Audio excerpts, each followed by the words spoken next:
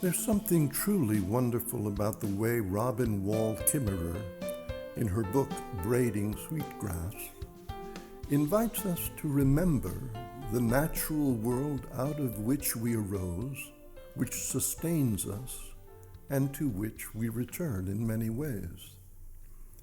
This invitation is like a prayer, an invitation to meditation, to contemplation, as I understand the intent of this wonderful author, an indigenous woman from New York State who is both a scientist professor and keeper teacher of traditional ways, or as she refers to them, the original instructions. There's something so wonderful and meaningful and important about this invitation to come back to the earth, to the waters, to the sky, to the creatures, to the plants, to the movements of life we can perceive in everything around us.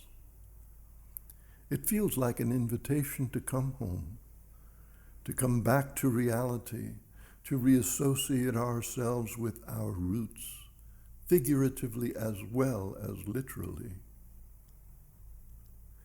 But what are those roots for a city boy, born and raised with little connection to the natural world?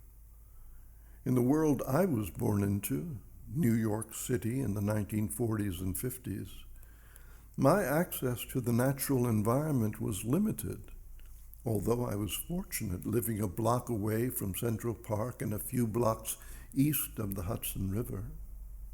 I loved roaming among the trees and the outcroppings of ancient rocks in Central Park, and the river was a friend and companion in my childhood. But these are not the raw experiences of nature that someone, for example, growing up on a farm would have. In Braiding Sweetgrass, we are given a sense of those pure experiences. Kimmerer describes how her daughters grew up on the farm they settled in, a world of horses and animals and bugs and birds and plants, guided by a mother devoted to their education as whole human beings, enabling them to experience the unbreakable connection of our bodies and spirits to the real world manifested in nature all around us. But my early life was one of connection to another world, in many ways just as important, just as significant, just as originating in its way as the natural world is. A world which we might call culture, or the anthrosphere, the human-made world. My primary points of connection were not plants and wildlife and winds and the smell of oncoming rain. They were the world of architecture and newspapers and parades and of a vast universe of ideas found in museums and libraries. On long summer evenings, we would escape the heat of our little apartment on the Upper West Side.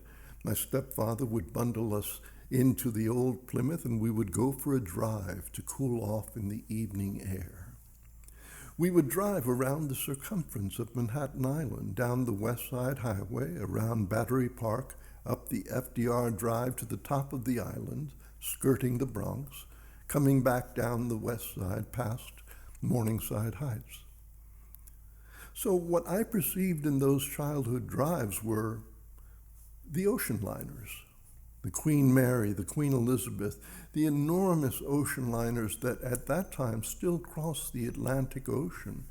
And then driving further south as we rounded Battery Park, I could see the majestic Statue of Liberty, like an apparition in the summer haze. And then up the east side, the Brooklyn Bridge, which in its day was one of the wonders of the world. And further up, the elegant glass monolith of the United Nations building, and then along the North Shore, Yankee Stadium with its roaring crowds, coming back down along the Hudson, the George Washington Bridge, the Cathedral of St. John the Divine, Grant's Tomb, So many edifices, so many structures, each representing some ideal or manifesting some purpose. These were the quote-unquote gods, the entry points to the real of my childhood. Could it be that what I experienced as a child in the world that I'm calling culture is as significant and, dare I say it, as sacred as the experiences of those who are born into the vitality, the beauty, and the sacredness of the natural world? In saying this, I'm not suggesting that one is better or more important than the other.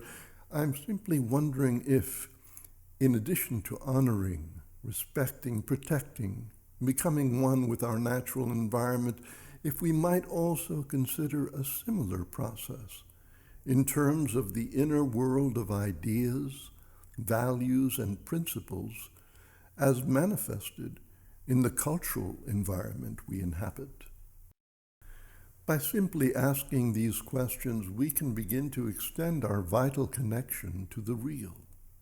Not only do we live in a world of sun and sea, of hillsides exploding with wildflowers, of subtly felt seasonal changes, we also emerge from a world of language and literature, of minds expanding through insight and learning, of subtle shifts of perception through which the essential idea becomes clearer than the form which expresses it. In that contemplation, we can know our connection, our unbreakable, undeniable connection to the reality out of which we are born, which sustains us, and to which we return.